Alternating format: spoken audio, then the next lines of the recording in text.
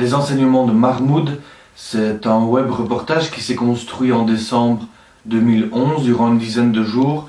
Nous sommes partis donc à Troyes à la rencontre des Cisjordaniens. Notre but était vraiment de découvrir le quotidien des Cisjordaniens. Nous sommes donc partis d'Istanbul pour rejoindre Tel Aviv. Tel Aviv avec l'aéroport de Ben Gourion qui est quasiment le seul accès pour la Cisjordanie.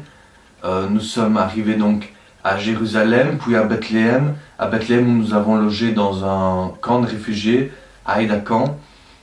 Ensuite, nous sommes partis à la découverte de plusieurs petits villages cisjordaniens, tels que Amassara ou Nabi Saleh. Nous avons aussi visité Hébron, que tous les Palestiniens nous poussaient à aller visiter, grâce à l'association Hébron France, qui agit là-bas, qui donne des cours de français. Ensuite, nous sommes un peu partis, nous sommes passés par Ramallah, qui pour tous les Palestiniens sera forcément la future capitale de l'État palestinien.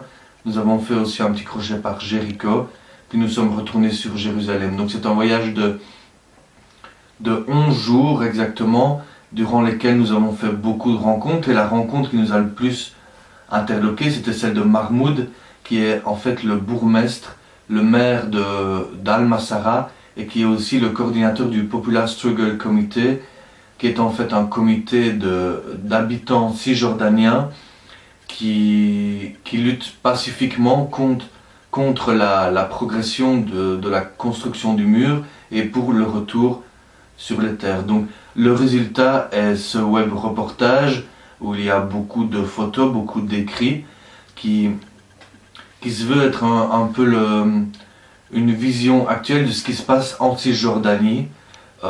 Comme je le dis dans le web reportage, je n'ai jamais entendu un seul coup de feu, je n'ai jamais vu quelqu'un de blessé. On peut parler d'une guerre insidieuse, d'un empoisonnement long et lent de la Cisjordanie.